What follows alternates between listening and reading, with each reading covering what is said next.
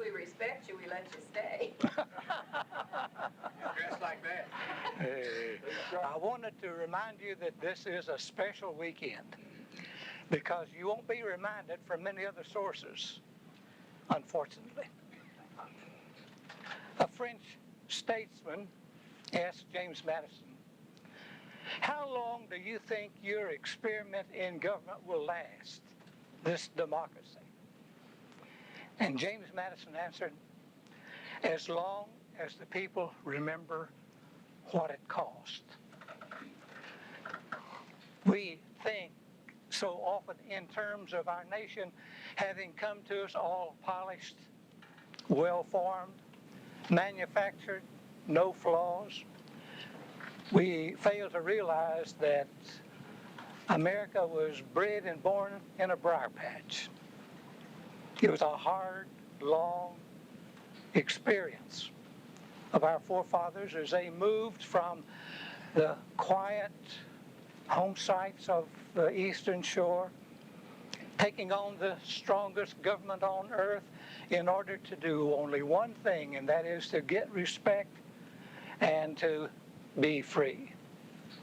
Lord God of hosts, be with us yet, lest we forget, lest we forget. America is unique. It is the one nation that arose from a plan not contingent on any society that preceded it, planned in every sense of the way in which the people would rule themselves, the people would be blessed by the nation that they would become, not inheriting a way of life, not inheriting a government, free to create for themselves what they feel will give them the most joy in life, liberty, and the pursuit of happiness. Remembering these days and thinking back upon our beginnings is especially pertinent because Robert Browning said, "God's in his heaven, all's right with the world." And he's exactly right. God is in his heaven. All is right with the world. The sun rises and the sun sets. The trees leaf. The flowers bloom. The water falls. The seasons come and go. It's unchanged. It is the beauty of God's creation the way that he wanted it to be. It's humanity that's giving God the problem. God's in his heaven, but not all is well with humanity. Just a few days ago, a bomb set to take the lives of many was discovered and the plot was thwarted. Not long after that, in Scotland, there was another attempt to take the lives of innocent people, not by one nation pitted against another nation, but by terrorists who are bent only on one thing, and that is destroying life and the quality of life of others. We're living in a day unlike any previous day. America has come through many wars. The war for independence, the Civil War, the War of 1812, World War I, World War II, the Korean War, presently the Iraq War. But the war we're fighting now is unlike any that we have fought before. We knew who our enemies were. We knew where to find them.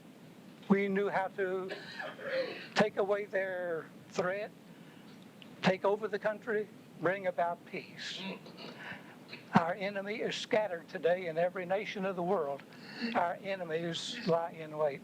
We have no true enemy in one nation. We have strained relationships, but no true enemy.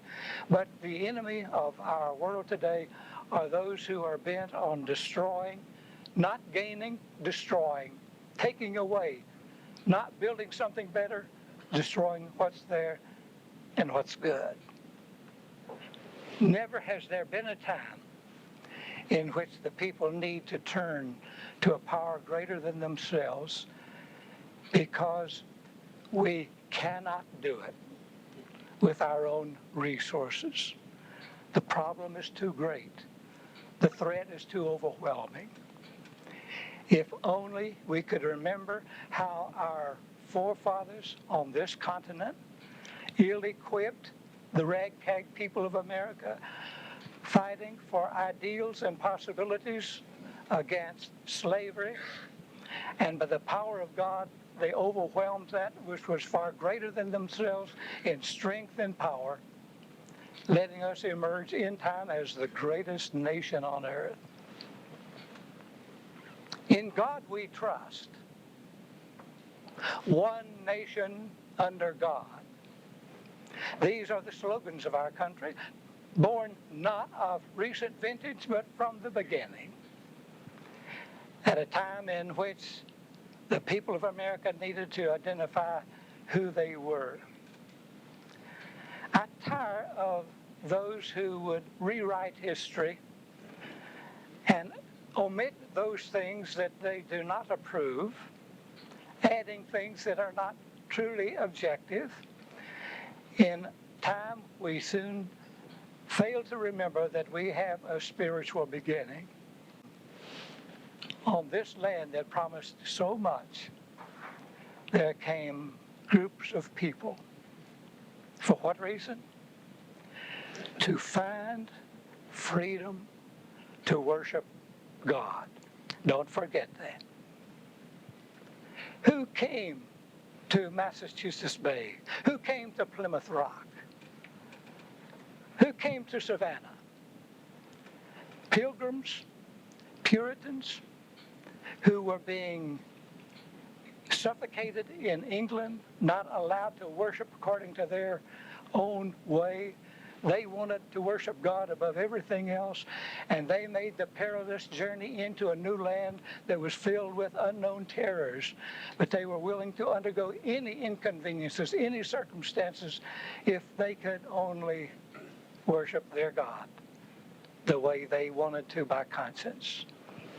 Back in the Korean War, there was a Korean woman who stumbled into a South Korean village, and her feet were frostbitten.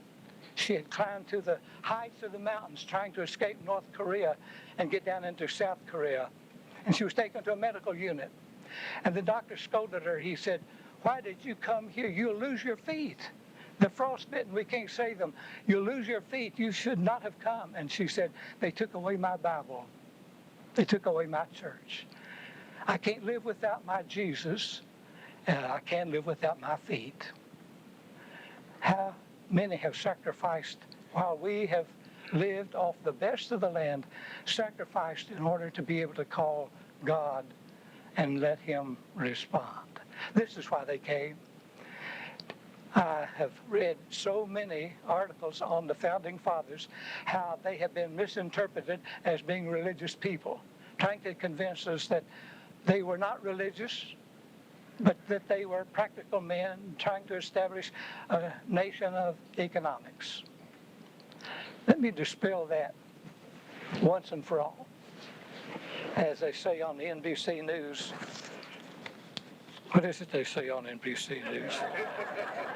His own words, in his own words. That's what it is.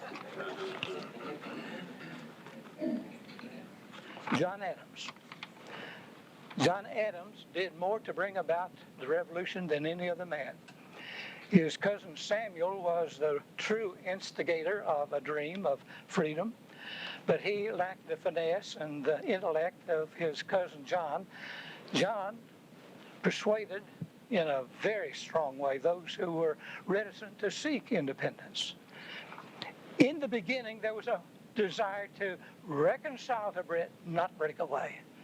We don't want to become a nation apart. We want to be respected. We want to be treated like citizens. If you're going to tax us, let us represent ourselves in the taxation. Don't impose upon us as though we were not citizens. England wouldn't listen. It was a long time before they talked about independence. All they wanted in the beginning was to be treated as citizens of their country. John Adams said, "The general principles upon which the fathers achieved independence were the general principles of Christianity. John Hancock, without God's whole blessing, the best human counsels are but foolishness. Patrick Henry, it cannot be emphasized too clearly and too often that this nation was founded not by religionists, but by Christians. Benjamin Franklin, God governs in the affairs of men, and if a sparrow cannot fall to the ground without his notice, is it probable that an empire can rise without his aid? We have been assured in the sacred writings that except the Lord build the house, they labor in vain that build it.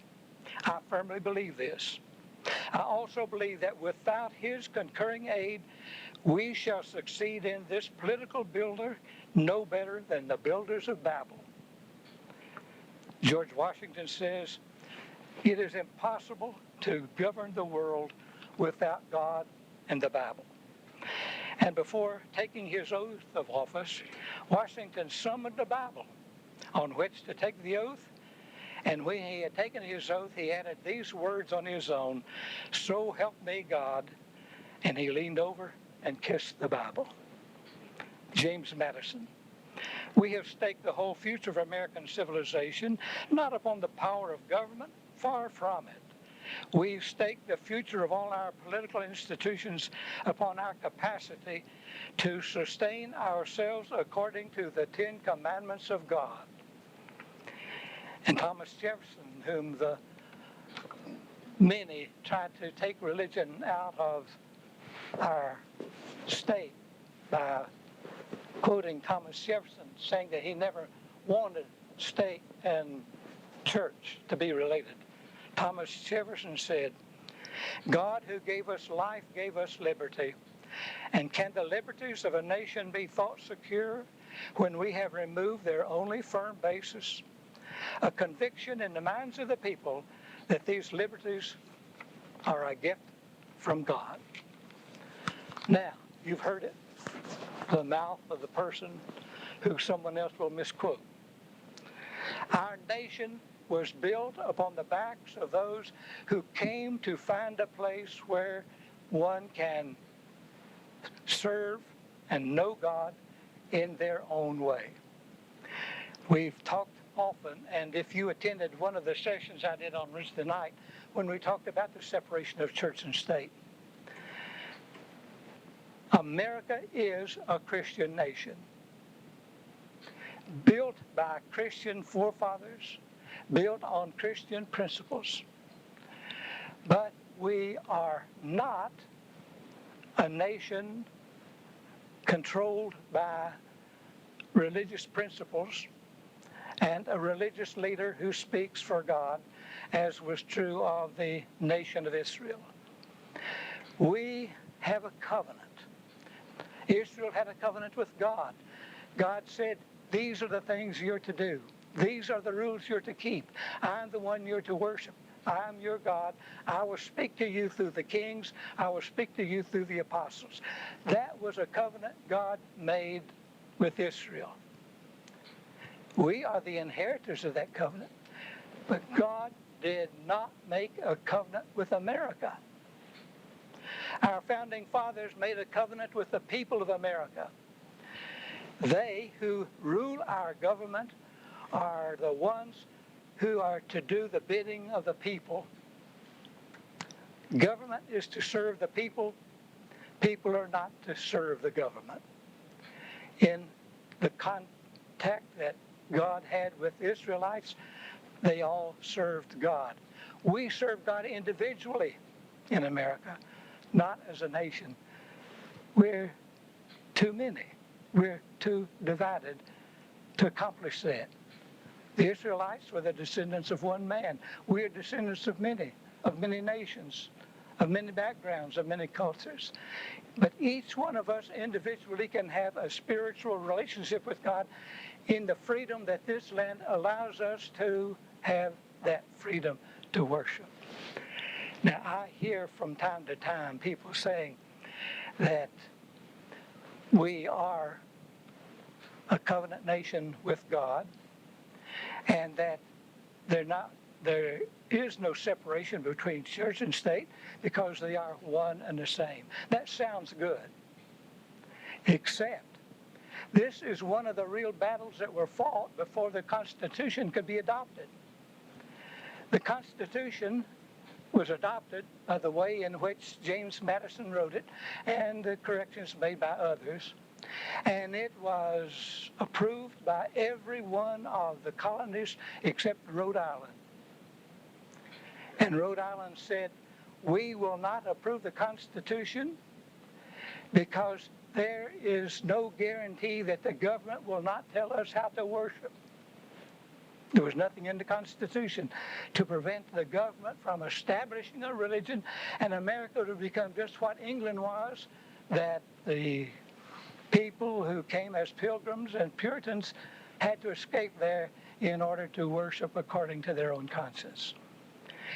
If that Constitution had been adopted, if Rhode Island had not demurred, it could easily have been within a short period of time that a state religion would be declared, and we wouldn't be Methodists, we'd all be Anglicans, because Virginia was Anglican.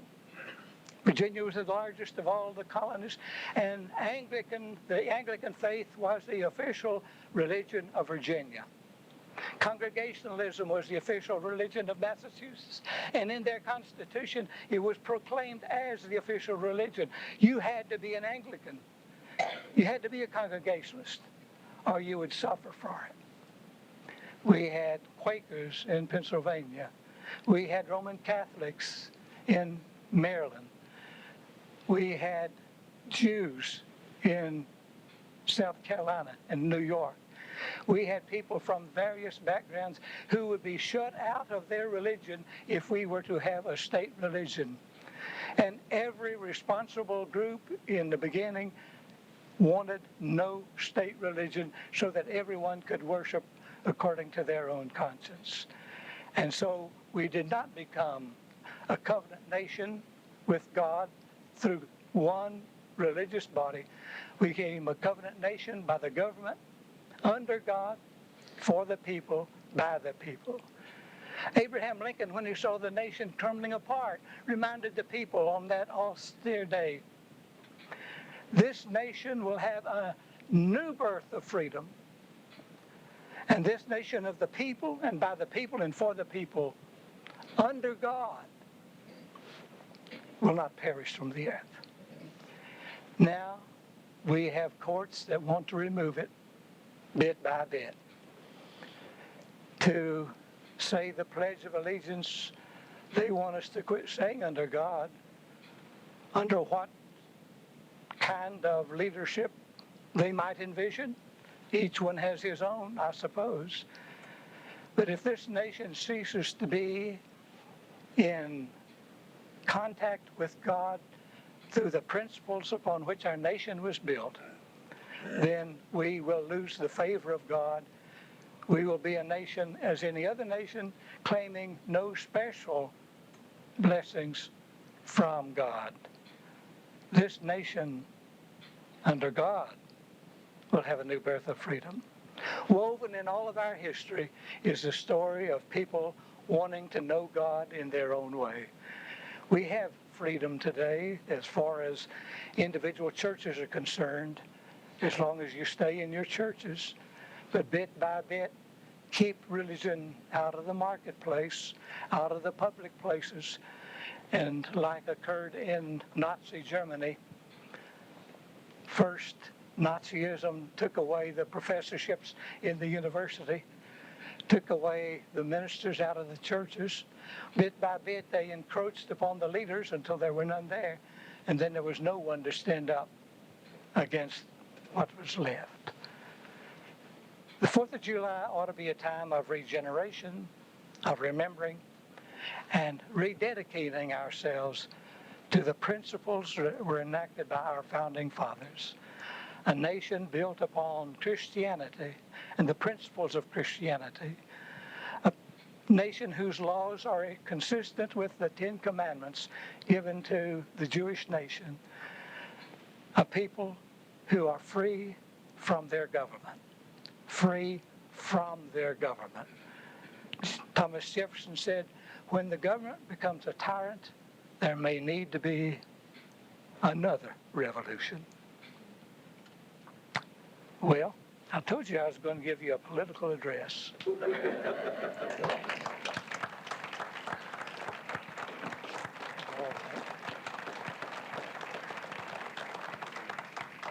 I haven't been appointed to say this, but I want to tell you that was wonderful. Well, thank That you. presentation was made before a joint session of Congress. Well, thank you.